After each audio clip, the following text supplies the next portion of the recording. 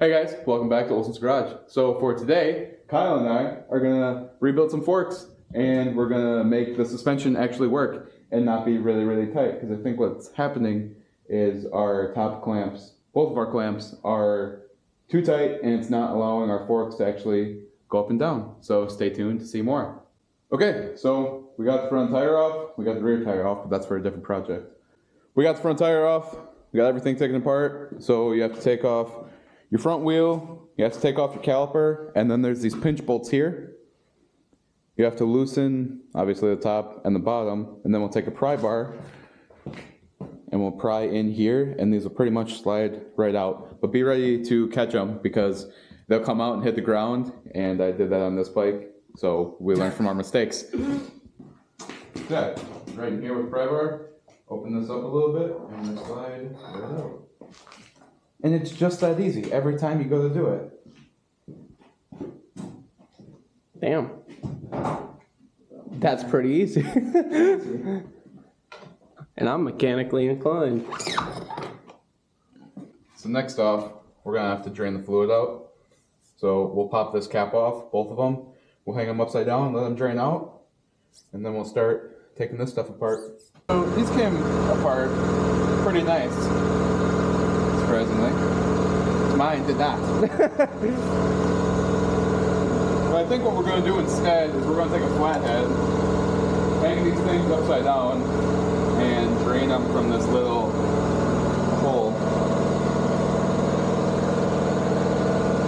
So every time you get to a different track or you go to ride, you're supposed to vent these, because with the temperatures and everything, so with the temperatures of different areas and different pressures, if you're going up or down in sea level, these can build up pressure and they can actually throw off your spring rating.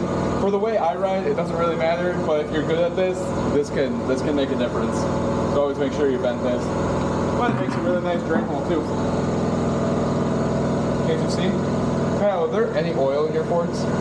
They might all be gone, I don't know. It definitely needs. I'll be totally honest with you, I expected oil to come out by now. Probably a good thing we're doing this then, huh? I would say so. They might have been a little leaky. There it is. There it is. It could be worse, at least it's clean. That's true. You have that going for you.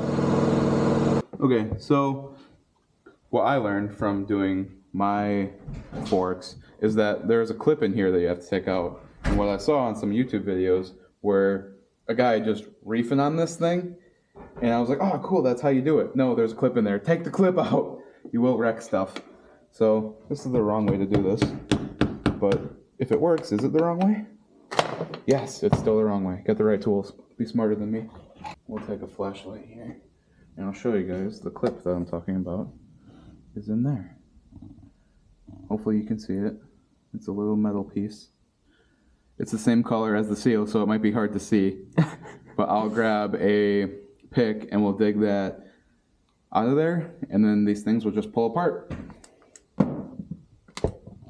And if we were smart and had an aluminum vise, or an adapter for an aluminum vise, or soft jaws, or anything like that, that'd be a lot cooler. But we don't, because we're poor. So, go in here, pull the clip, and then you want to grab onto the clip. Otherwise, these are known as Jesus clips, because when they go flying across the shop, you say, Jesus. But something I forgot to do, and is important to this step, is you need to unbolt this top piece. So there's a threaded bit here, or not threaded bit, but a hex. Nice, first try. So then we just need to unthread the cap from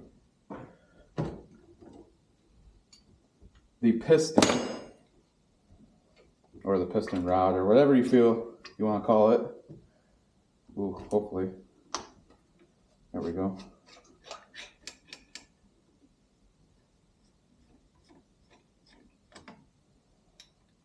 So then you can see there's like a rubber damper in this piece. and then your threads are in there. And obviously you see this is threaded, and this right here is your piston. And as we get this thing more apart, I'll explain to you guys a little bit better on how some of this stuff works. Now we take out our spring.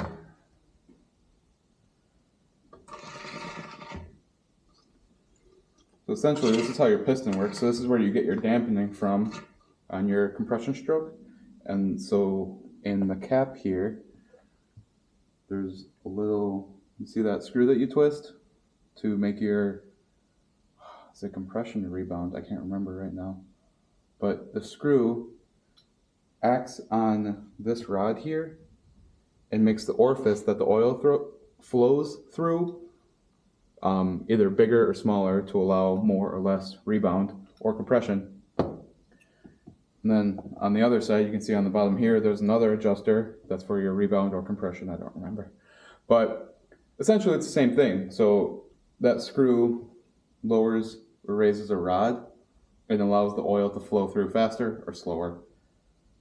So then we can take these, now that we have the cap off, and you kind of just go like that. Yeah, so I was pounding. There's this little recessed portion in there where the clip goes. And I didn't know that was like that because I saw a guy just reefing on the thing, and you have to take the clip out. Take the clip out. If I didn't say it enough times, take the clip out. Yeah, so that's what that's supposed to look like. So we put that on our dirty workbench. And then today we're going to be replacing our bushings here, this bushing, and this seal. And there's a washer here, don't forget about that. So then we'll put this in the vise just to make it easier for us. Here's our seal, and this is the seal that causes things to leak. This outside seal that you see is basically just a dust cover or a dust seal. So if there's mud and stuff on your forks, this is going to take the brunt of it. But when you see your forks leaking, it's because of this seal. So that's your inner seal, then you have your clip, and then you have your outer seal. So then we'll go and compare what our seal part numbers are. And if you have any question about how things go together, you can always look on Rocky Mountain ATV. If you go through the OEM parts, it'll show you what seal part numbers are supposed to go in what spot, and that's always a good resource to have. Maybe Rocky Mountain will sponsor me, but we'll see. I can pretend. We're already the unofficial Tusk sponsors. Yeah, we buy more Tusk stuff than probably anyone else. That's probably a lie, but we blend a lot of handlebars. So, as you can see, this ending in 45 part number is going to be our main oil seal, our inner seal. And then the part number ending in 44 is going to be our dust cover. So we'll apply a little bit of lube to these. We'll get these slid back on, we'll get our bushings on, and we'll start slamming this thing back together. Okay, so we removed all of our seals. We cleaned the surface here, and we cleaned inside of this tube as well. So then we'll just take a little bit of engine oil or whatever lubricant you have laying around, and we'll just lube up our seals so they don't fold over or anything. So we're going to start with our dust seal. We'll just make sure we don't fold over the sealing surface. Get it all nice and lubed up.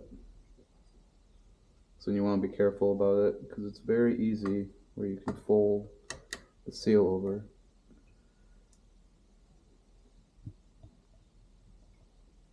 And sometimes it can be a pain in the butt.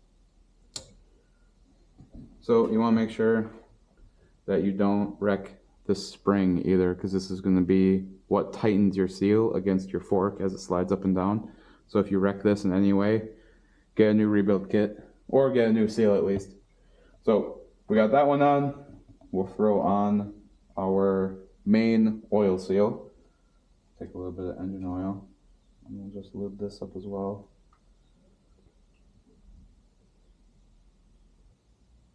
And then same thing, there's a spring on the inside and a spring on the outside. And you want to make sure you put this in the correct way.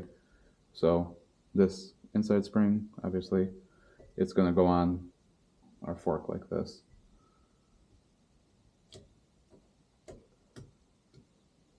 So we'll slide that bad boy back on. And then we'll take our bushings. This one is going to go right here. But before you do that, you take your other one and you install that one first.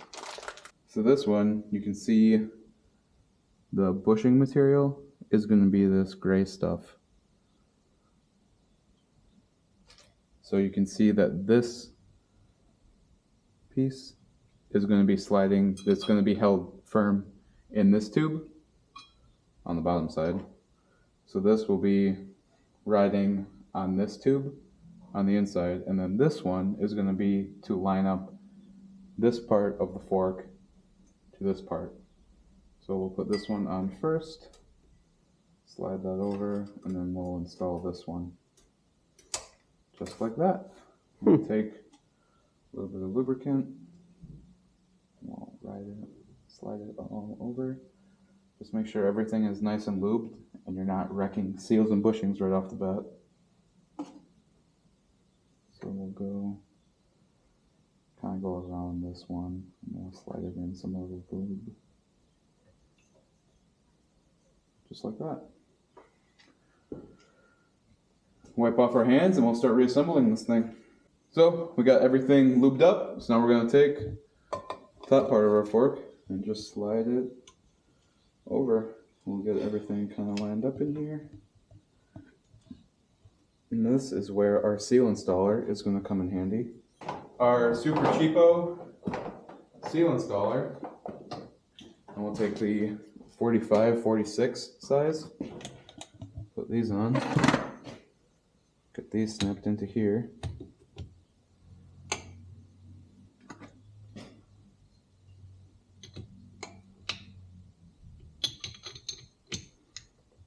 These installed. So this will be installing our main oil seal.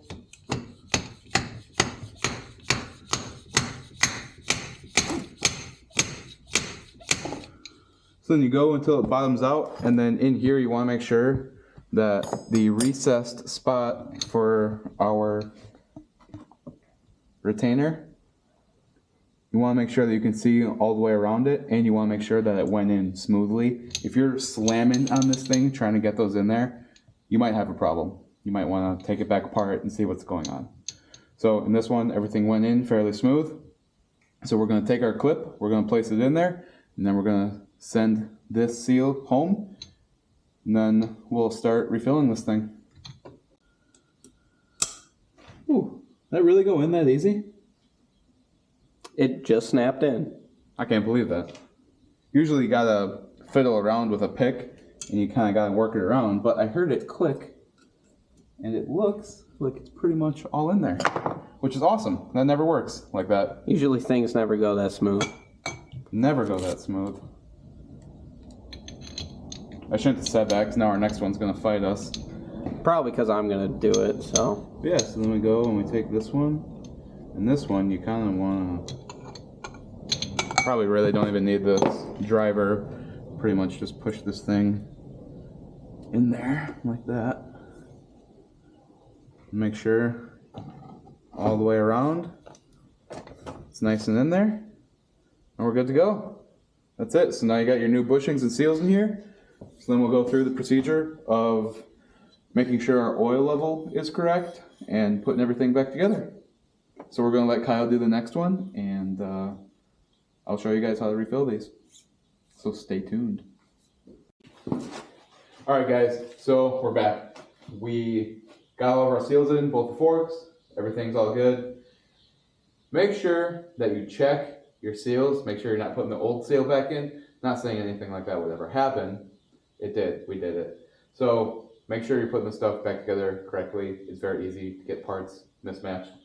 But now we're going to fill the forks. So when you fill your forks, these are KYB 46 millimeters. So you want your tube completely compressed. You basically want it on your axle holder.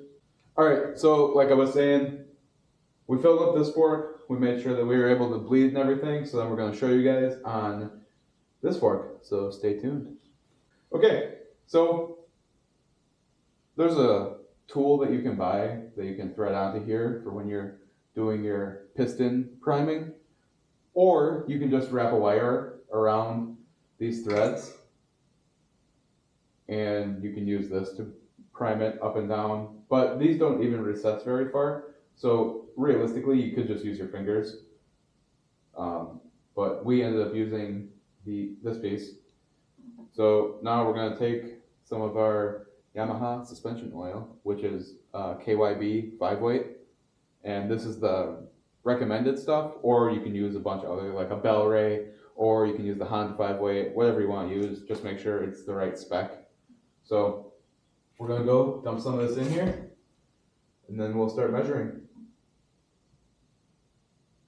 And look up how much goes in.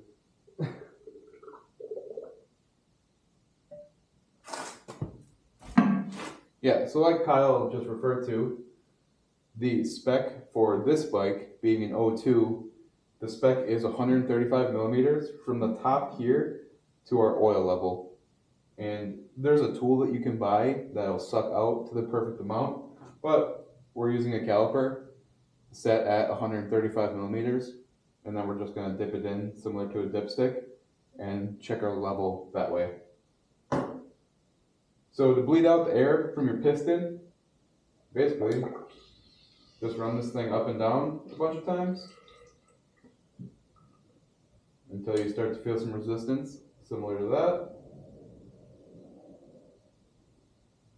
And you don't want to do this fast, otherwise it'll cavitate and you won't actually get all the air out of there.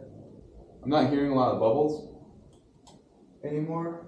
I'm looking down in there. We still have some oil,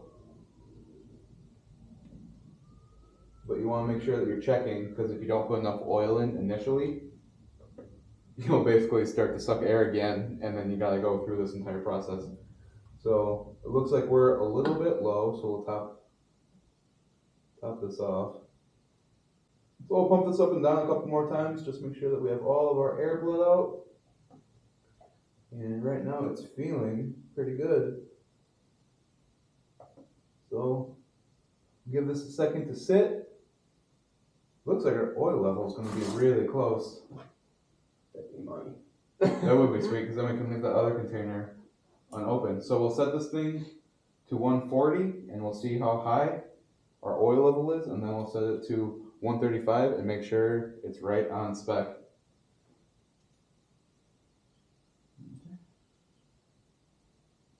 So we're a little bit over full. Our line's right here. So we're going to have to drain a little bit out. You could also use a little sucker to go down in there and suck the oil back out. But we don't have a sucker, so we're going to do it this way. It also just seems like more work. It is almost more work. So we'll do not much. Give it a second. We'll pump this once just to make sure that we didn't get any air in there while we did that. One pump felt good, didn't hear any bubbles. Set this back in here at 140 and see what our level looks like. So we're right here, so then we'll go back to 135, dip it again and see how much over 135 we are. So we're probably like maybe 10 millimeters over. So we'll dump a little bit more out and double check.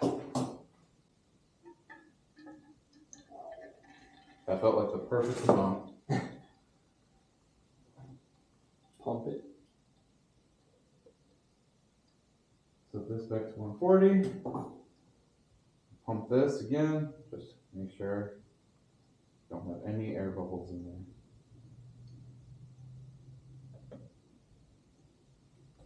Hold that there. Okay, so it's just ever so slightly on there. Alright, so on the bottom we don't see anything, so I'll set this thing to 137 and see how much is going to be on there. So we see ever so slightly at 137 millimeters, there's just a little bit of oil residue on the bottom, which basically means that we're fine. There is a plus or minus a couple millimeters on these. So the difference in 2 millimeters in your fork oil height is essentially nothing. So we'll let these sit for a little bit. We'll clean up our springs and our top covers, valves. Top hats? Top hats. We'll cover up. We'll clean up our top hats and our springs, and we'll let these sit for a little bit and make sure that all the bubbles are out. We'll recheck both oils, and we'll slam these things back together. So now, we take one of our springs and our cap,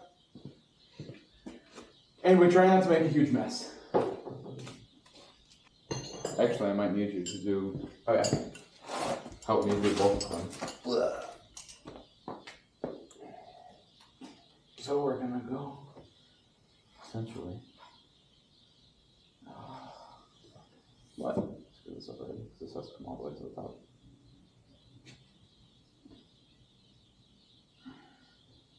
And then this goes up. Hold on.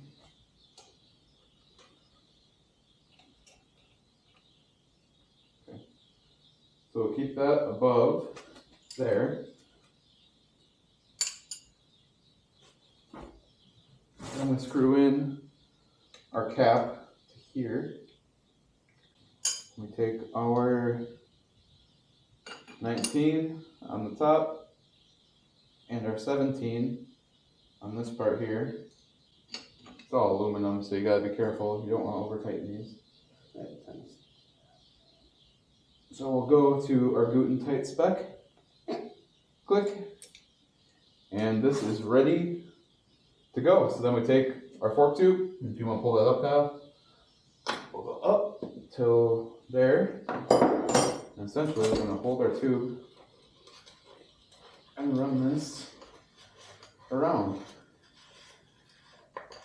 And then when we put this in the bike, we'll torque this to spec, but we don't have a good way of holding it right now. So we'll just go like that, and that'll be good for now. So our first fork is assembled and ready to get put back in the bike. So we'll do the same thing to our second one and throw them in the bike. So that's pretty much it. Those are the long and short hairs of how to reseal and rebush your KYB 46mm forks on your dirt bike. So if you guys would like to see more content similar to this, or more about the CBRs or anything else that we're working on in the shop, please like, subscribe, check out my Instagram, and we'll see you guys on the next one.